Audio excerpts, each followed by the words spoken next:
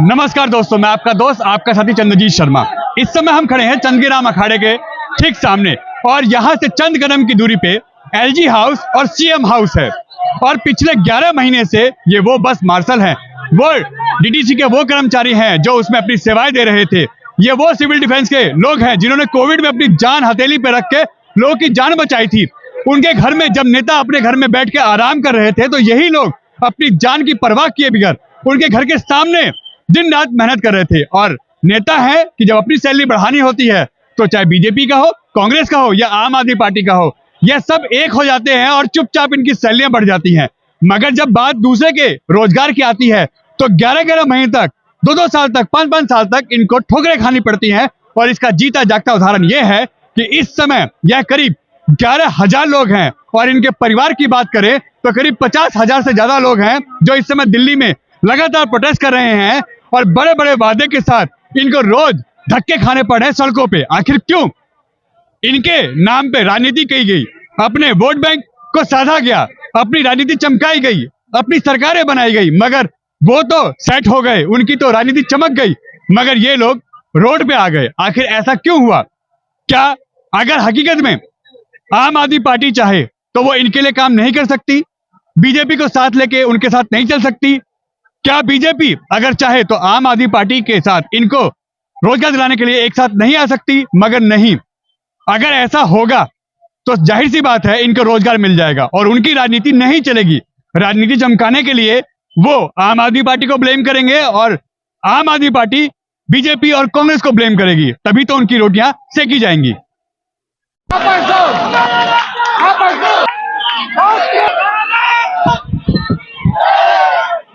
देखिए, इस समय आम आदमी पार्टी के यहाँ 2 विधायक आ चुके हैं, संजीव झा जो कि बुराड़ी से हैं और कुलदीप जी। ये देखिए, इस समय यहाँ पे बड़ी संख्या में जो मार्शल हैं, जो सिविल डिफेंस के कर्मचारी हैं, वो सारे यहाँ पे सैकड़ों नहीं हजारों की संख्या में एकत्रित हैं और लगातार ये पिछले 7 से 8 महीने से ज्यादा हो गया और ये लोग अपनी रोजगार की मांग कर रहे हैं क्योंकि इनको बिना बताए इनको रोजगार से हटा दिया गया, इनको इनकी नौकरी से हटा दिया गया। आखिर क्यों? आखिर क्यों? करीब 1 साल होने को आ रहे हैं और इनके साथ ये अत्याचार क्यों? जो भी आता है, चाहे वो बीजेपी का है तो वो कहता है आम आदमी पार्टी ने किया है, और आम आदमी पार्टी का नेता आता है तो कहता है बीजेपी ने किया है, बीजेपी की एलजी ने किया है। आखिर क्यों इनके साथ ये धोखेबाजी क्यों? चाहे बीजेपी हो, चाहे कांग्रेस हो, चाहे आम आदमी पार्टी हो, एक दूसरे को पल्ला क्यों झाड़ते हैं? जब अपनी सैलरी बढ़ाने की बात होती है तो ये लोग एक दूसरे का साथ देते हैं, मगर जब किसी और के रोजगार की बात होती है तो एक दूसरे के ऊपर, उनके कंधों पे, यहाँ पे लोग आरोप लगते हैं, उनके कंधों पे बंदूक रख देते हैं। आखिर क्यों?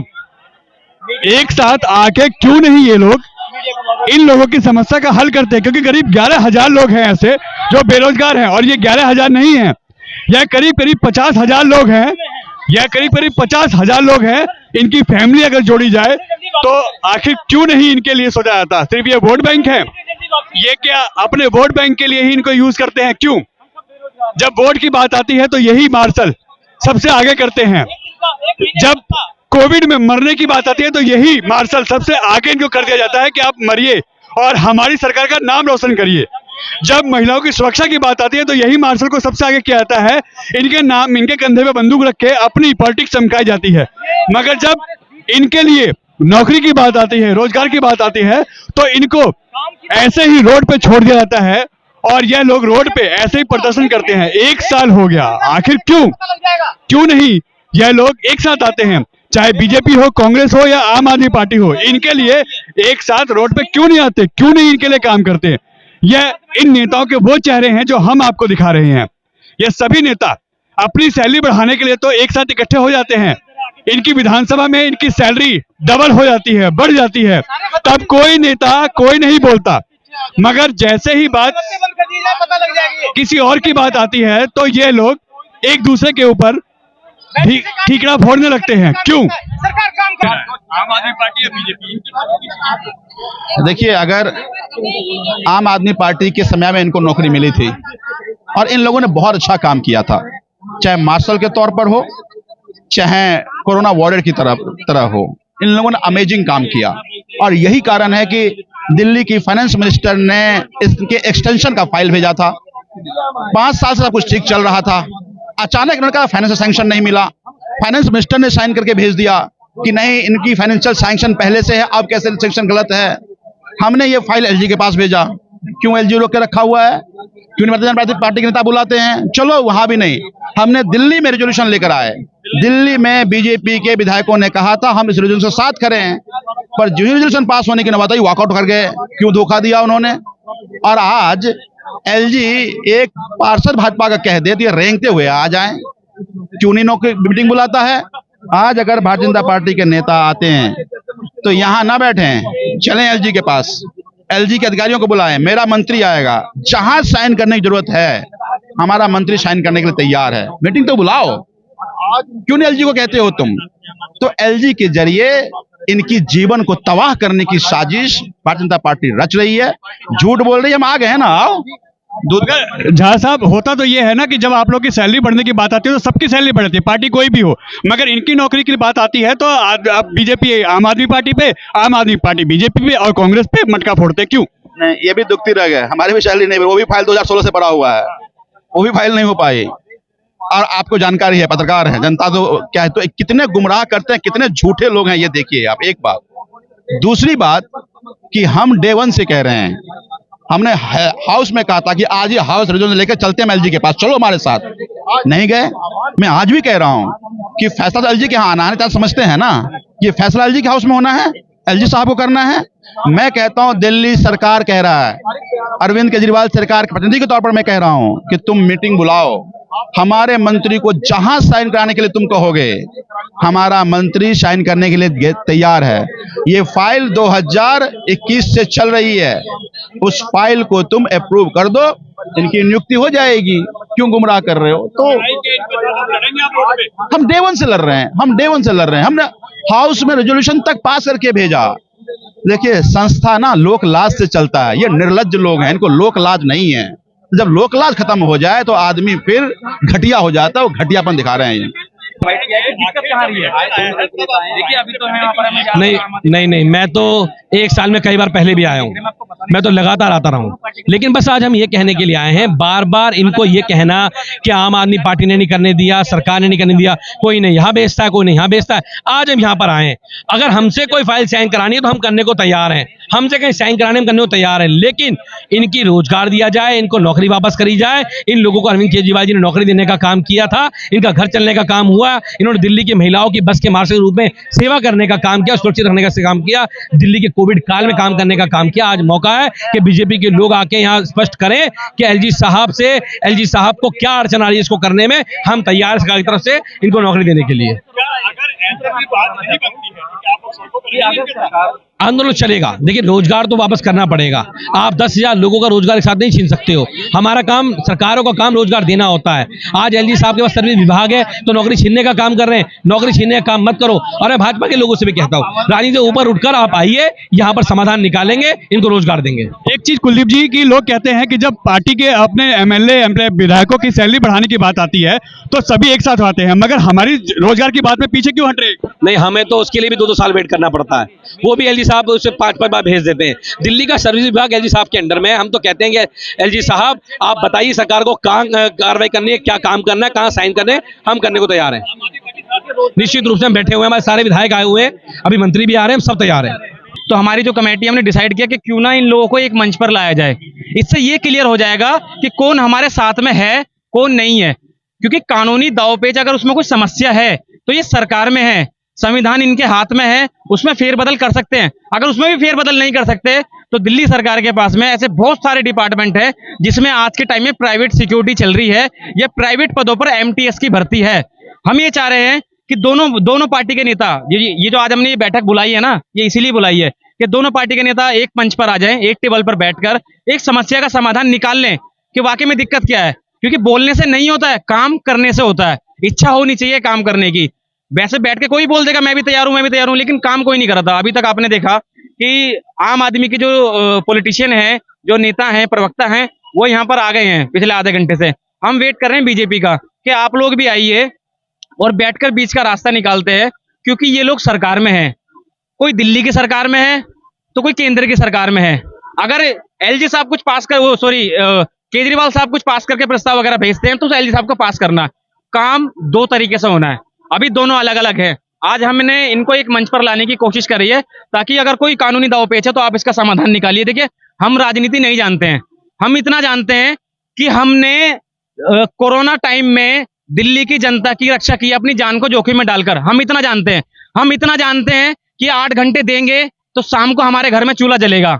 हम इतना जानते हैं कि अगर आज हम कमा के घर में नहीं गए शाम को तो मेरा परिवार शाम को भूखा मरेगा। हम इतना जानते हैं कि मेरी कमाई से ही मैं कमरे का किराया दे सकता हूं और अपने बड़े बुजुर्गों को पाल सकता हूं, लेकिन ये सब नहीं हो पा रहा है। क्यों? क्योंकि नौकरी नहीं है। मैं आपसे एक सवाल करूं कि दिल्ली जैसी राजधानी में 10 महीने बिना रोजगार के आप सर्वाइव कर पाओगे? तो आप पाओगे नहीं। तो आप देखिए इनके चेहरे, इनकी उम्र 45-47 साल है। देखिए, दिखा दीजिए, ऐसे बहुत सारे चेहरे हैं जिनकी ओवरेज हो चुकी है, जिनकी उम्र निकल चुकी है।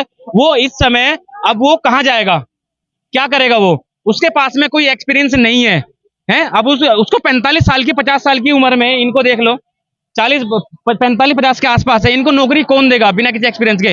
अरे सर, मैं तो ये इतना जानता हूं, मैं दोनों सरकारों में से किसी ने भी इस काम को किया हो, ये आपने बहुत गंदा काम किया है। और इस काम को सुधारने का, इसको अच्छा करने का आपके पास में एक मौका आज मिला है। दोनों पार्टियां एक प्लेटफॉर्म पर आ जाओ। जितना दुख इन्होंने भोगा है, इनके परिवार ने भोगा है। प्राइवेट स्कूल में इनके बच्चे पढ़ते थे, मुझे पर्सनली फोन करके बोलते कि अब हमारे पास में इतने पैसे नहीं है कि हम प्राइवेट स्कूल की फीस भर सके। अब हमारे पास में इतने पैसे नहीं है कि हम अपने बच्चों को ट्यूशन पढ़ा सके। वहां से भी ट्यूशन उनका हटवा दिया क्योंकि उनके पास में पैसे नहीं है। सर, मैं जानता हूं अगर एक परिवार के अंदर 6 लोग हैं ना और एक बंदा कमाने वाला है, अगर वही बेरोजगार हो जाए ना तो पूरे घर की स्थिति खराब हो जाती है। आज ये वही लोग अपना दर्द लेकर आए हैं दोनों सरकारों के बीच में कि देखिए, आपकी राजनीति होती रहेगी, आपकी राजनीति आपको मुबारक है, आप हमारा काम करके दे दो। क्योंकि हमने दिल्ली की सेवा की, कोई गुनाह नहीं किया है। बसों के अंदर अपनी जान को जोखिम में डालकर इन्होंने उनकी रक्षा की है।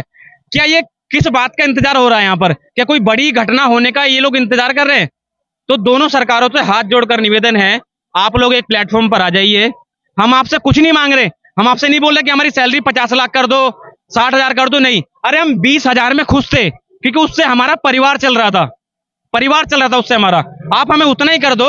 इनके पास में बहुत सारे ऑप्शन है जहां प्राइवेट सिक्योरिटी लगी है, उनके टेंडर खत्म होने वाले होते हैं। अरे यार, जो लोग मेहनत कर रहे हैं, सड़कों पर बैठे हैं अपना घर परिवार लेकर, इनको वहां पर लगा दो।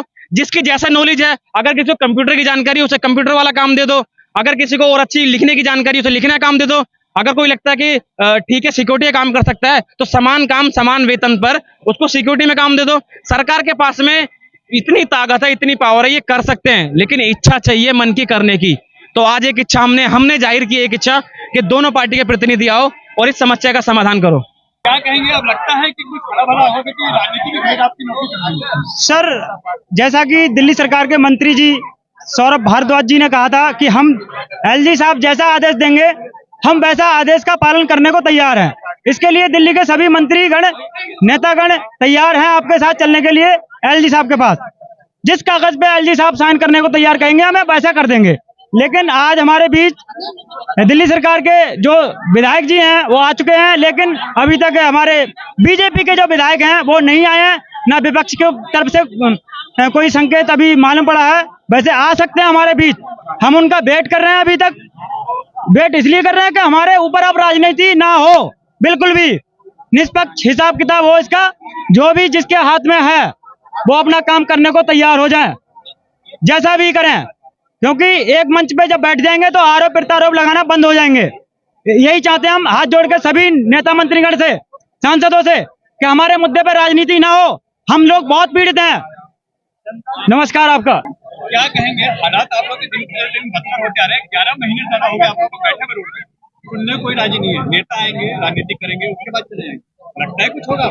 सर, विश्वास पर तो हम यहाँ बैठे हैं, उम्मीद है से होगा। नेताजी लोग हमारे साथ है, एलजी साहब भी हमारे साथ आएंगे, हम लोग विश्वास पर हमारा काम होगा, क्योंकि सर हम लोग के घर में अब राशन भी नहीं है, पैसे भी नहीं है, कर्ज में चल रहा हूँ। देखो बैंक बैलेंस मेरा 0 हो रखा है। तो सर हमारे बच्चे की पढ़ाई लिखाई है, रनिंग पीरियड पर था, मेरा नौकरी चला गया, उम्र ज़्यादा बढ़ रहा है। तो सर अब मैं क्या करूँगा? गार्ड की नौकरी भी ना मिल रही है, 50+ हो गया मेरा, अब कौन नौकरी देगा? इसलिए हमारी जो नौकरी चल रही थी उसको नौकरी सरकार सुनिश्चित करे, क्योंकि हमारी यही मांग है। हमें नेताजी लोग से विनती है और एलजी साहब से विनती है, हमारा रोजगार दे।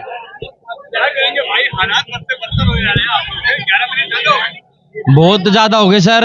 हम कहना चाह रहे कोई 1 महीना बिना सैलरी के या बिना बेरोजगार के का अपना घर चला के दिखा दो। या तो 11 महीने हो गए जिसमें कि 20 भाई हमारे शहीद भी हो चुके हैं। और हम सरकारों को कहना चाहेंगे हमारा क्या कसूर है? राजनीति तो आप कर रहे हो, लेकिन हम तो राजनीति में नहीं आना चाहते ना। हमें तो सिर्फ एक सीधी सिंपल सी रिक्वेस्ट, हमें रोजगार दे दीजिए। आप ये बताइए ना, रोजगार में अड़चन कौन डाल रहे? जब भी आम आदमी पार्टी खुश है देने के लिए, बीजेपी खुश है, तो फिर कहाँ अड़चन आ रही है? हम ये पूछना चाह रहे हैं एलजी साहब को। हम ये पूछना चाह रहे हैं कि एलजी साहब आप अपनी जेब से थोड़ी ना दे रहे हो कुछ। सरकार ने हमें रोजगार दिया तो सरकार आज भी हमें रोजगार देने के लिए तैयार है। और हम एक चीज पूछना चाह रहे हैं कि बसों में क्या मार्शल की जरूरत खत्म होगी क्या? महिलाओं की सुरक्षा के लिए खत्म होगी क्या? आप ये बताइए। क्या ये बोल दीजिए आप कैमरे में आके कि महिला की सुरक्षा की जरूरत नहीं है, तो कोई नहीं लगना चाहेगा। लेकिन आपको पता है दिल्ली में बद से बदतर हो रही महिला की सुरक्षा, तो उसके लिए आप क्यों नहीं कोई एक्शन ले रहे? जबकि कोई सरकार ने अगर किसी को लगाया है महिला सुरक्षा के लिए, तो आपने उसको किस उस पे हटाया है? ये बताइए आप। ये कानून के तहत तो पूरी दिल्ली में नहीं, पूरे इंडिया में सिविल डिफेंस वॉलंटियर लगे हुए आज भी, लेकिन ये तो कोई बात ही नहीं हुई ना सर। आपने आज तक भी आश्वासन दे रहे हो कि आप डिप्लॉय करोगे, लेकिन नहीं डिप्लॉय कर रहे हो। यहाँ तक कि विधानसभा में भी आवाज उठी, मीडिया में भी आवाज उठाई जा रही है, हर तरीके से आवाज उठाई जा रही है। अभी रिसेंटली भी केस हुए हैं, महिलाओं के साथ छेड़खानी के, रेप के केस हो रहे हैं। तो एलजी साहब ये बताइए ना, आप मार्शलों से आपको क्या दिक्कत थी? सर मेरा ये मानना है राजनीति करे ये, राजनीति करें ये, लेकिन ऐसी राजनीति करें जिससे कि लोगों के घर में चूल्हा जल सके।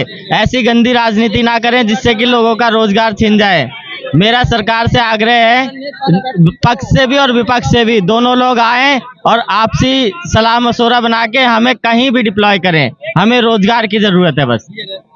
हाँ जी सर, हम 10 महीने से धरना प्रदर्शन कर रहे थे यहाँ पे राजघाट पावर हाउस में। अब कुछ उम्मीद लग रही है कि कुछ ना कुछ जरूर होगा, क्योंकि दोनों पक्ष के नेता यहाँ पर आए हुए हैं। आम आदमी पार्टी के भी आए, बीजेपी पार्टी के भी आए हैं। तो दोनों पार्टी मिलकर यहाँ पे बात कर लें कि वो 10 महीने से चाहते क्या, नौकरी देना चाहते हैं नहीं चाहते हैं। क्योंकि सर हम 10 महीने से धरना प्रदर्शन करने, हम लोग किस मंत्री नेता के पास नहीं गए हैं, सब जगह हमने दरवाजा खटखटाया। जब जाके आप, हमारी आखिरी उम्मीद है कि आज कुछ ना कुछ जरूर होगा हमारे लिए। विधानसभा में भी हमारा प्रस्ताव पास हुआ था, लेकिन उसमें सर लिखित रूप में कुछ नहीं आया था। बस मौखिक रूप से बस अरविंद केजरीवाल जी ने कहा था कि बस मार्शलों का प्रस्ताव पास किया जाए, लेकिन लिखित रूप से कोई जवाब नहीं आया, जिसकी वजह से हम बहुत परेशान हैं। हमारे 20 लोग शहीद हो चुके हैं, 20 जवान भी सर शहीद हो गए। हम लोग बहुत दिनों से परेशान है। हमने काली दिवाली मनाई है रोड पे जा जाके, और काफी दिन से परेशानी झेले। हमारी घर की स्थिति बहुत ज्यादा खराब है। मेरे घर में मेरे पापा नहीं है, हम 3 बहन है और 1 भाई है। तो हमारे घर में कैसे गुजारा हो रहा है वो तो हम ही जानते हैं सर। मैडम, गुजारा करने के लिए भी आप लोगों की नौबत पूरी आ गई। ऐसे में लगता है कि सरकार सुनेगी? सर सरकार को सुनना तो चाहिए, क्योंकि हमारे घर की स्थिति बहुत खराब हो चुकी है। यहाँ पे विडो लोग भी हैं काफी, इतनी 3000 से ऊपर विडो लेडीज हैं। वो अपने घर का पालन पोषण कैसे करेगी? क्योंकि स्कूल से रिलेटेड बच्चे कहाँ जाएंगे? उन बच्चों के एडमिशन हुए थे, वो कट गए नाम वगैरह उनके। वो बच्चे भी घर पे बैठे, ट्यूशन नहीं जा पा रहा, कोई कहीं नहीं जा रहा, घर का किराया तक नहीं लोग दे पा रहे हैं, खाने पीने के लिए भी स्थिति सबकी बहुत खराब हो रही है। तो हम सरकार से यही चाहते हैं, दोनों सरकारों से यही चाहते हैं कि अब हमारी नौकरी हमें वापस दी जाए, ताकि हम अपना घर का पालन पोषण कर